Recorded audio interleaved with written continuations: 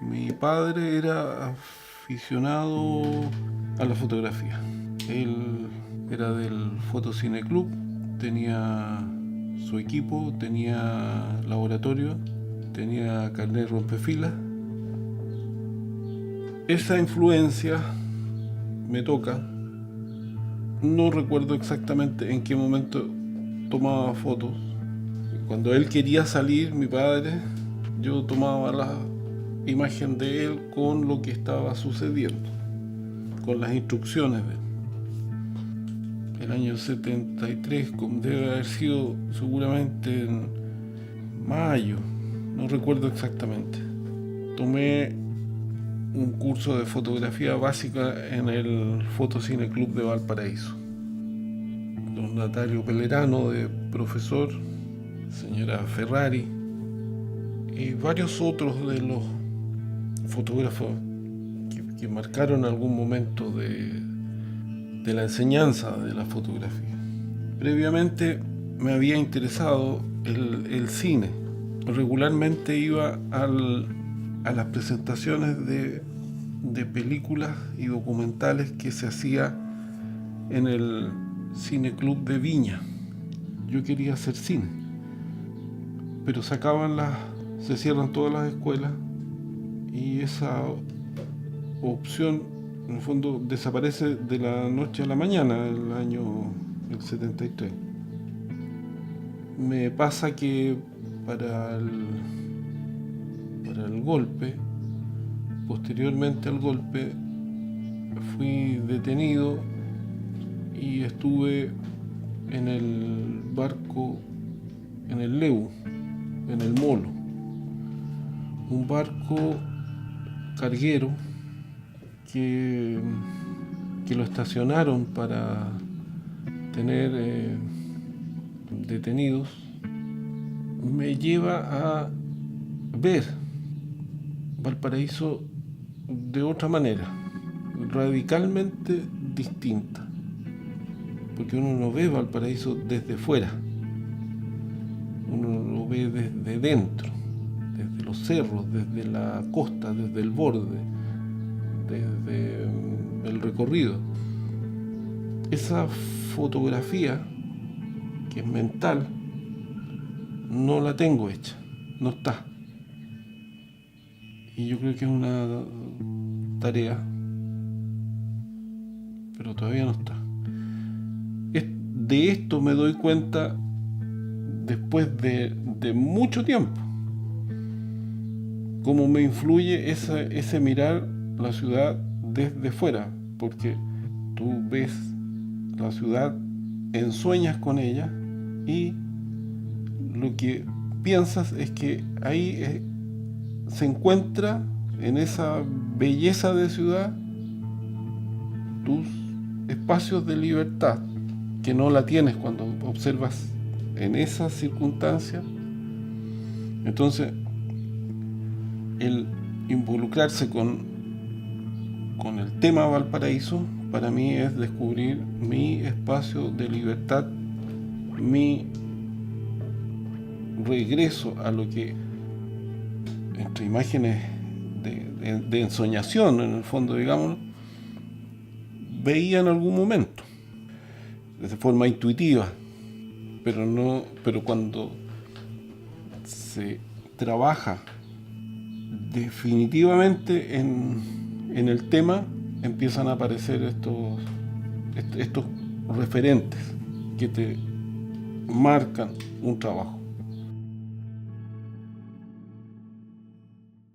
El año 2011 participé en un taller de fotografía de imágenes impacientes. Eso se tradujo en una presentación audiovisual que se hizo en el Festival de Fotografía de Valparaíso de ese año. Y posteriormente, el año 2013, postulé a un taller de fotolibro, también en el FIB, que lo daba el fotógrafo mexicano Pablo Ortiz Monasterio, en donde La idea era un taller que te permitía tener o afinar ideas y conceptos para poder desarrollar tu trabajo traduciéndolo en un fotolibro. Posterior a ese taller, me contacta el Pablo Ortiz para ver si podemos hacer en conjunto un libro. Yo había presentado un trabajo sobre que es, como había indicado, lo referente a Valparaíso, ¿ya? Un registro, en ese caso, más o menos acotado al año 80. Comenzamos un trabajo de selección de fotografías, de digitalización, acotando la edición de alguna manera para llegar a un diálogo entre mi visión de esa época y en blanco y negro, ¿ya?, con lo que correspondía al trabajo que tenía Pablo en 2 viajes que había hecho a Valparaíso. Esto se traduce en una maqueta del libro, ¿ya?, y del cual se interesa la editora LOM. Ellos se interesan en editarlo y lo publican después de hartas correcciones, de hartos pimponeos, con un texto de Marcelo Mellado, y se concreta en un libro que se llama Dos Tiempos. Este libro tiene la gracia, por decirlo de alguna manera, que muestra un trabajo